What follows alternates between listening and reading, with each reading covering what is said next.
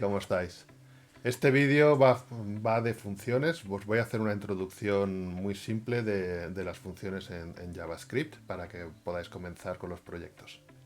Las funciones en JavaScript son parecidas a sus homólogas en matemáticas. Tenemos una serie de inputs al que introducimos en un bloque de código, en una serie de líneas que ejecutan código, y obtenemos un output. Por ejemplo, imaginamos una función la más sencilla posible. Const sum es igual. Aquí vendrían los inputs y aquí ejecutaríamos el código. Supongamos que, por ejemplo, que C es igual a A más B. Esto sería lo que aquí llamamos el black box, donde ejecutamos la lógica y le pedimos a la función que retorne C. Entonces, en este caso, bueno, aquí C lo tendríamos que definir fuera de la función, por ejemplo. Así declaramos la variable C, que la variable C existe. Entonces, estos serían los inputs, los parámetros de la función. Este sería el black box, o sea, la lógica de la función, y nos retornaría C. C sería el output, el resultado. Entonces este output pues lo podemos mostrar en pantalla o puede ser el punto de partida de otra función. ¿Qué tipo de inputs pueden entrar como parámetros en una función de JavaScript?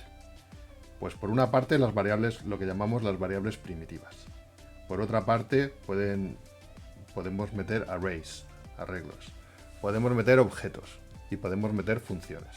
Las variables primitivas, las principales son string, number y boolean.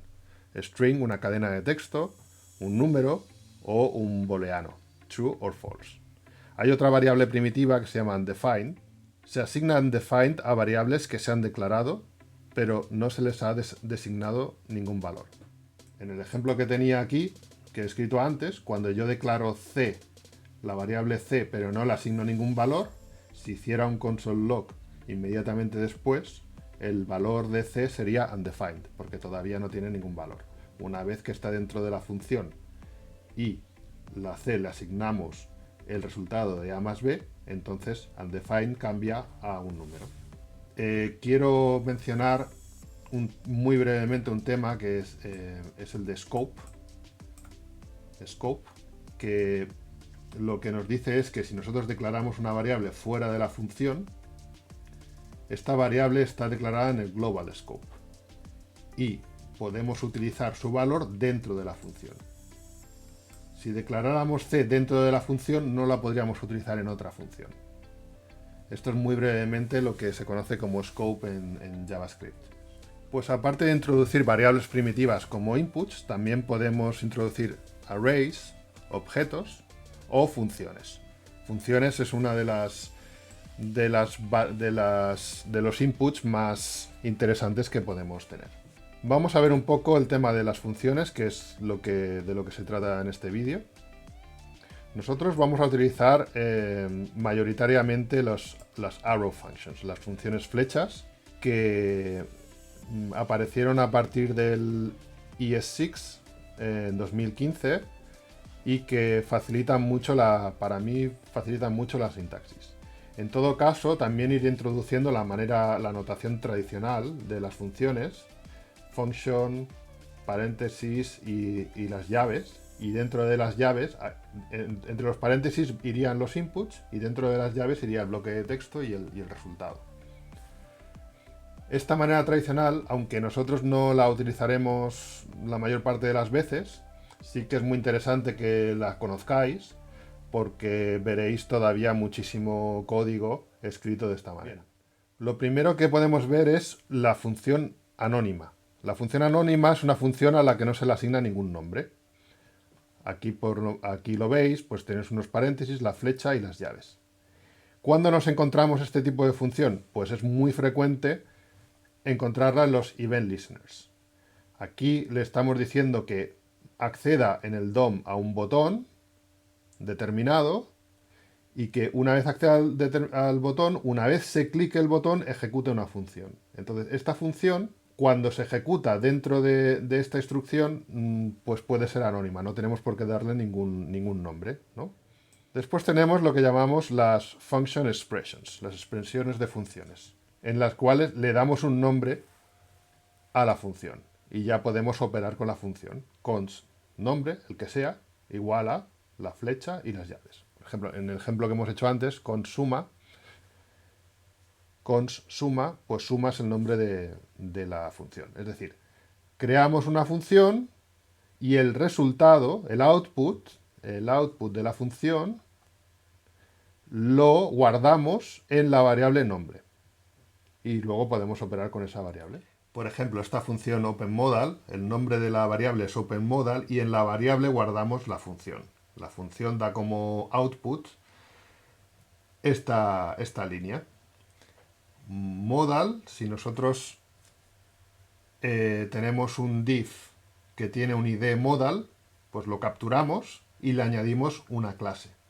A lo mejor ese div no tenía clase o tenía una clase, no sé, container. Pues a container le añadimos otra clase que se llama showModal. Y con showModal pues podemos hacer lo que sea, ¿no? Bueno, a lo mejor tenemos que showModal abra un modal o lo cierre, ¿no? Para entender un modal, pues por ejemplo cuando le damos a un botón de sign up se nos abre un cuadro de diálogo y eso es un modal, ¿no? Entonces, si añadimos a container la clase showModal, entonces abrimos el modal. De la manera tradicional, una declaración sería esto, ¿no? Function, nombre, paréntesis y llaves.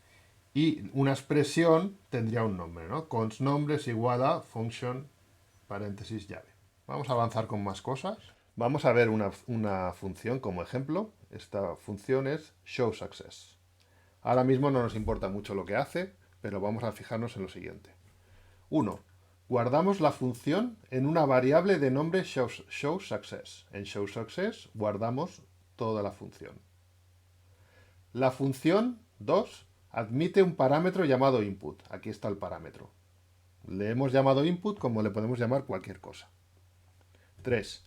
El bloque de código usa este parámetro para hacer algo, ¿no? En este caso, busca el elemento padre y le añade una clase. Es decir, el bloque de código toma este parámetro aquí en input y hace algo con él, ¿no? Busca el padre y le añade la clase. Busca el elemento padre, le añade la clase. Muy bien.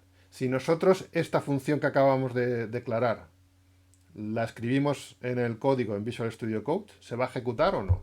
Pues no, porque la tenemos que invocar. Tenemos que decirle al código, ejecútala. ¿Cómo la ejecutamos? ShowSuccess, le añadimos unos paréntesis. Pero dentro de los paréntesis tenemos que añadir el input, tenemos que añadir un parámetro. Entonces, ¿qué parámetro pasamos? Pues imaginémonos que tenemos un login y mostramos éxito si hemos añadido el nombre, si hemos tecleado el nombre correctamente. Entonces, pasamos como parámetro username. Username lo recibe input, así que ahora input es igual a username, con lo cual en el código actuaremos sobre username, username.parentElement, y ahí le añadiremos la clase. Si en vez de username le pasamos email, porque ahora estamos comprobando que hemos tecleado bien de manera correcta el email y queremos mostrar éxito, entonces ahora email se lo pasamos a input. Ahora input recibe email, input es igual a email, con lo cual dentro del bloque de la función actuaremos sobre email, email.parentElement, y a este elemento padre pues le añadiremos la clase. Ahora vamos a ver una función que admite dos parámetros. Es un poco más compleja que la anterior. En este caso se llama showError y admite los dos parámetros, input y message. El código busca el padre del parámetro input, aquí. Busca la etiqueta small dentro del elemento padre y le cambia el texto a message. Message es lo que recibe de aquí. De manera que en este código hay dos partes variables, input y message. ¿Veis? El resto será siempre lo mismo, independientemente de lo que le pasemos como parámetros. Entonces, cuando invocamos la función, Por ejemplo, en username invocamos error porque de alguna manera no hemos introducido bien el nombre, porque lo hemos dejado en blanco o lo que sea. Pues input acepta username y el mensaje sería introduce tu nombre. De manera que username pasa aquí e introduce tu nombre aparece aquí. Si lo que hemos introducido mal o hemos dejado vacío es el email, le pasaríamos, al invocar la función, le pasaríamos como parámetros el email y introduce tu dirección de mail. De manera que la misma función nos va a dar outputs diferentes en función de los inputs que le pongamos. Y por último, lo que quería explicar de las funciones es cuando una función es parámetro de una función. Esto es lo que se llama callback functions. Si miramos aquí, vemos que los inputs admitía variables primitivas, arrays, objetos o funciones. Estamos en este caso. Metemos como input una función y retornamos otra, lo que sea, ¿no? Podemos retornar una variable, un array, un objeto o otra función.